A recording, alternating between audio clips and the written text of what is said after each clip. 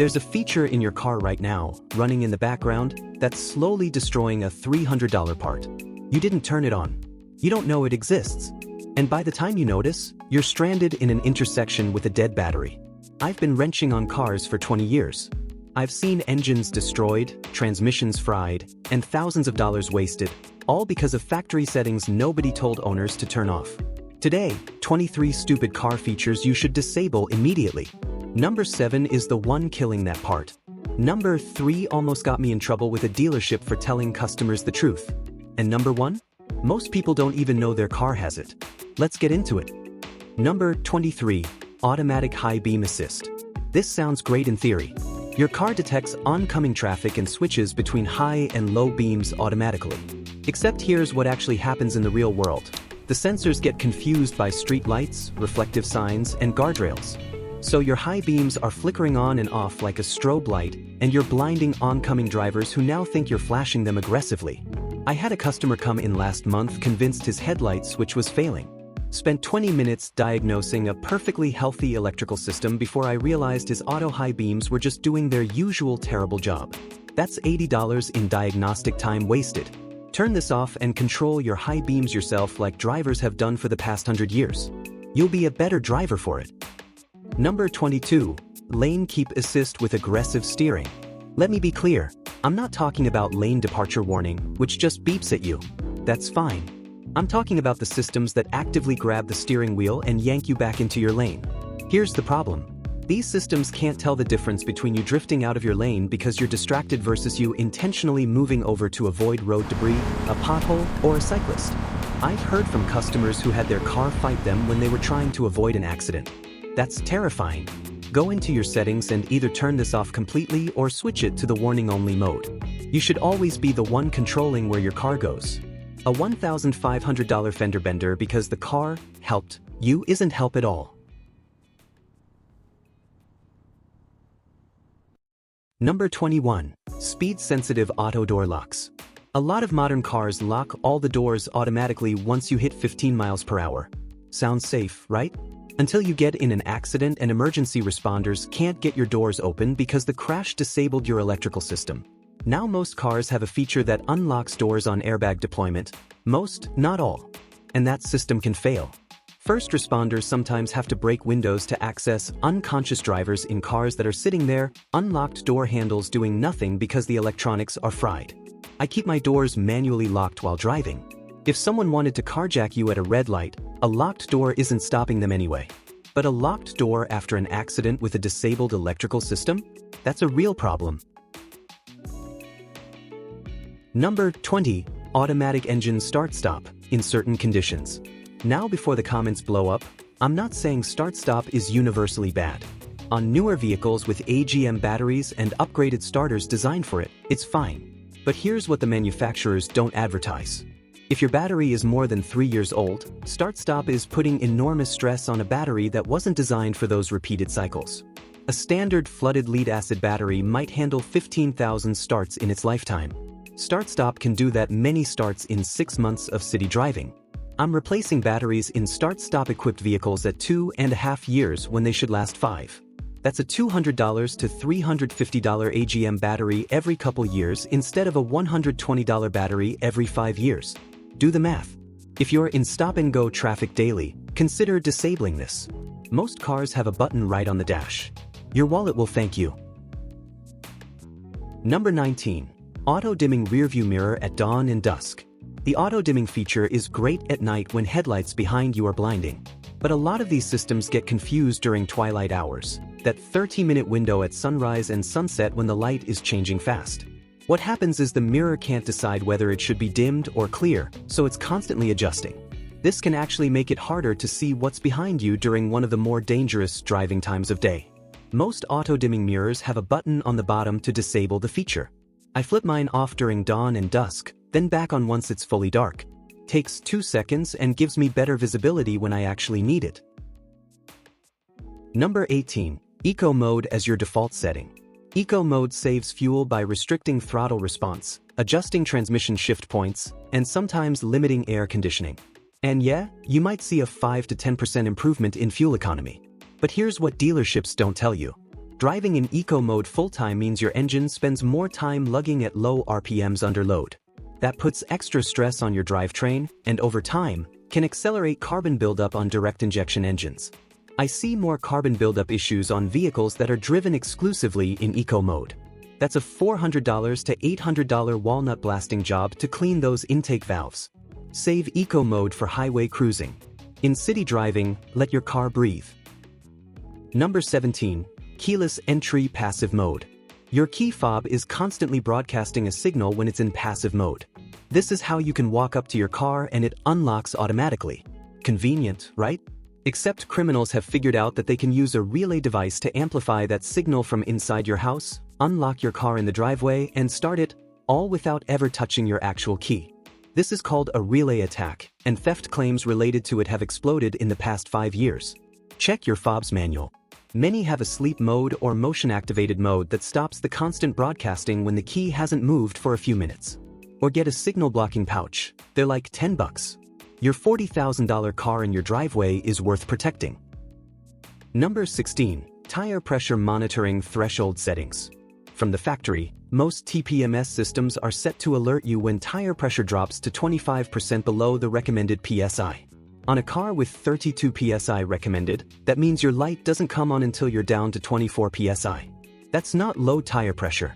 That's a dangerously underinflated tire that's already overheating, wearing unevenly, and killing your fuel economy.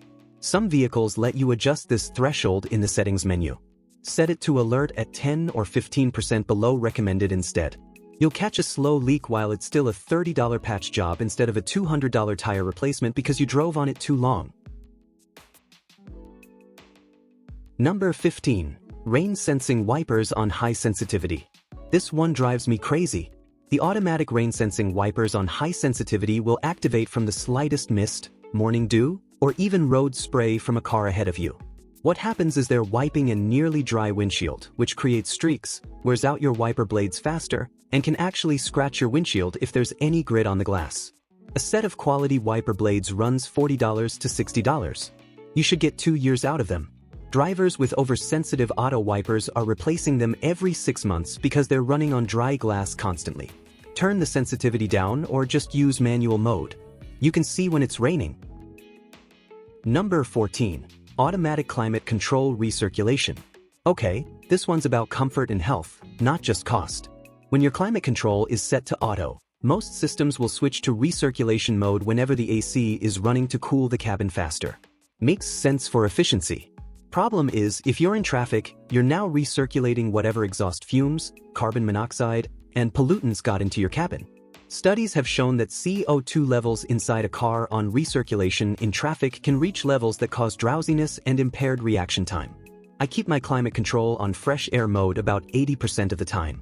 Yeah, the AC works slightly harder, but I'd rather have clean air and stay alert.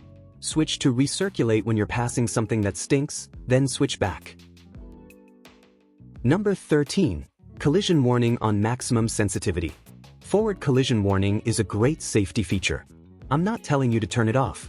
But on maximum sensitivity, it becomes the boy who cried wolf.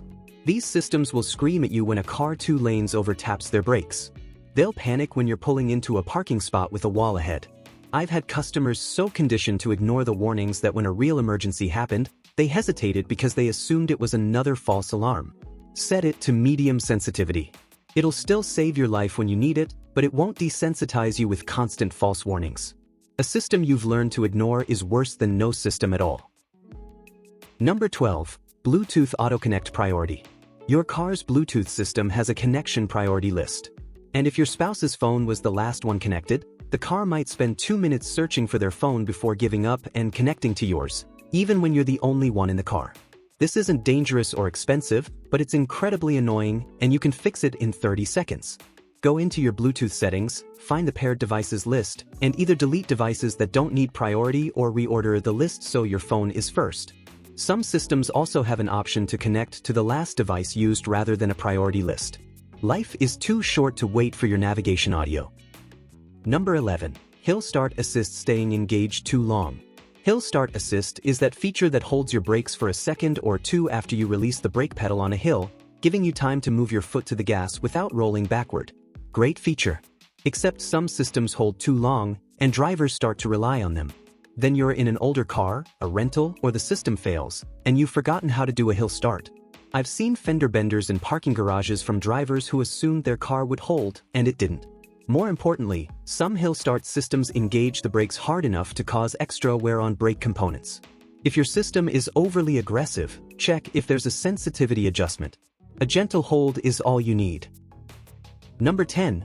Infotainment autoplay and resume. You park your car in the garage, go inside, come back the next morning, start the car, and whatever podcast or music you were listening to yesterday starts blaring at full volume.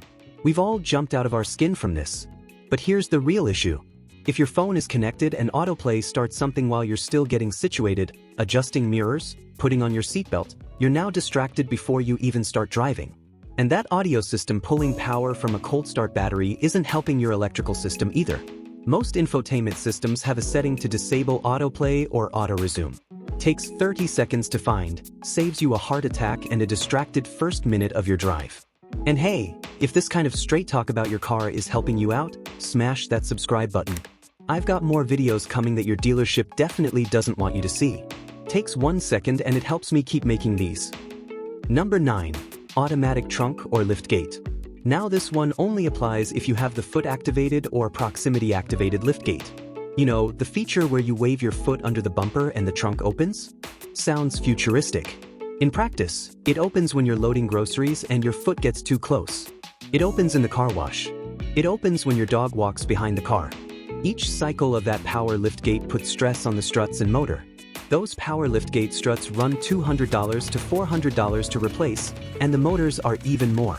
I've replaced liftgate components on 5-year-old cars because they've cycled 10 times more than they should have from false activations. Disable the foot sensor. Use the button like a normal person.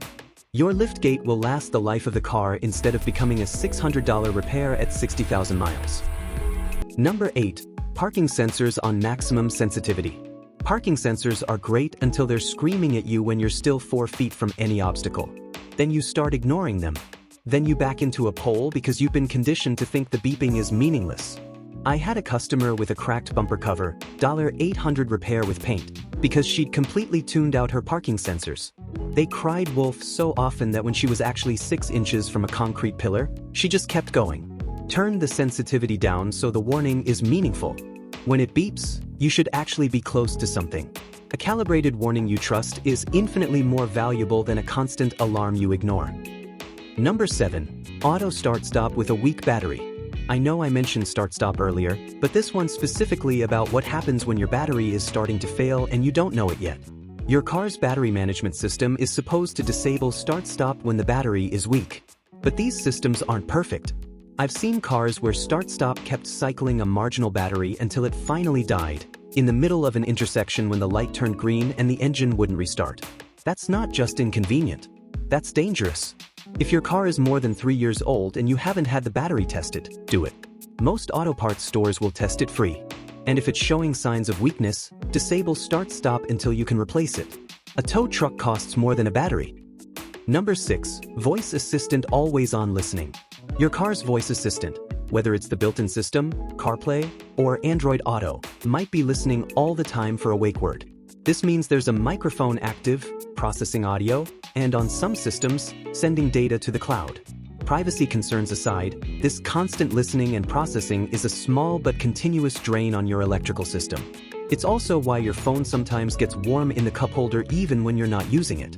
If you're not using voice commands regularly, turn off the always listening feature. Use the button to activate voice control when you need it. Your battery, your privacy, and your phone's battery will all benefit. Number 5. Daytime running lights using main headlights. This depends on how your car is configured. Some daytime running lights use dedicated LED strips that draw minimal power.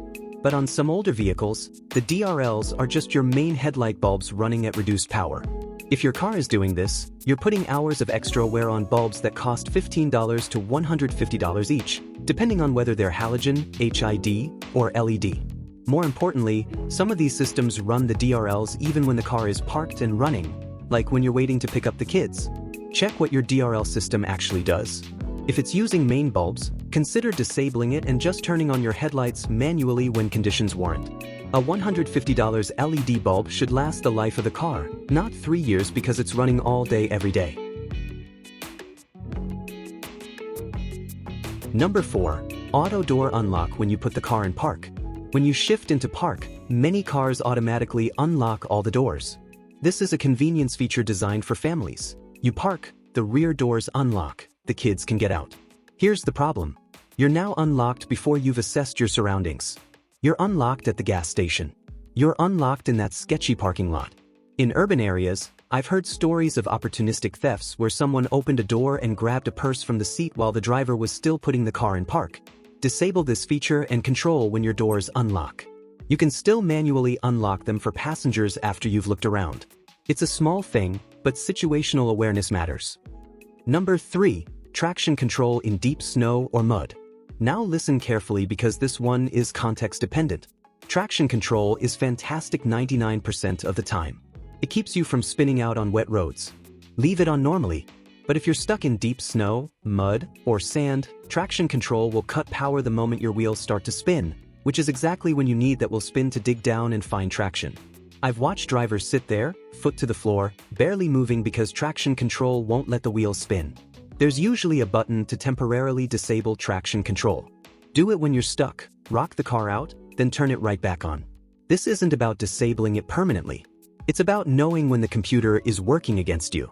This one almost got me in trouble at a dealership years back. I told a customer their traction control was why they couldn't get out of a snowy parking spot. Service manager wasn't happy I was telling people to turn off safety features. But I stand by it.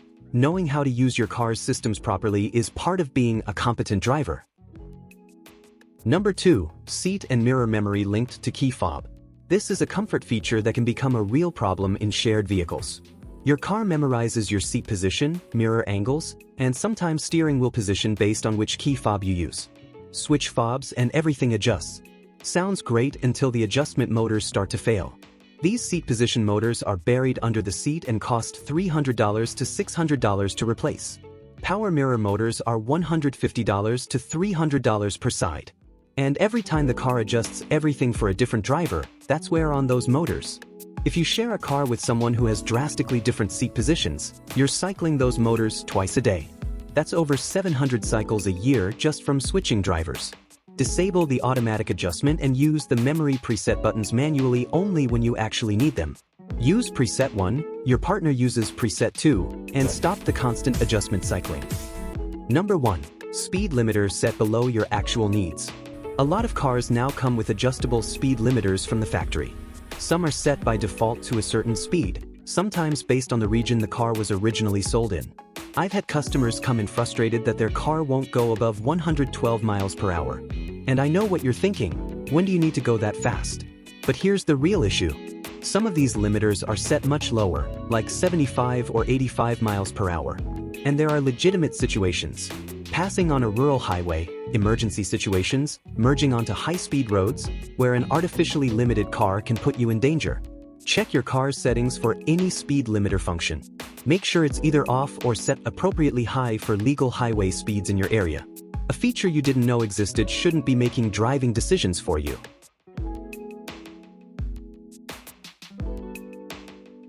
Look, your car came loaded with features designed by engineers who've never met you. They don't know how you drive, where you live, or what conditions you face. These factory defaults are set for the lowest common denominator, for liability protection, for idealized conditions that don't exist in the real world. Take 30 minutes this weekend. Go through your car's settings menu. Your owner's manual has explanations for every feature I've talked about today. Adjust things to work for you, not against you. If this video saved you from even one of these problems, it was worth your time. And if you want more content like this, real talk about what's actually happening with your car, you need to watch my video on 17 maintenance secrets mechanics don't want you to know. I break down the DIY secrets that can save you thousands. Links in the description and right up here. I'll see you in the next one.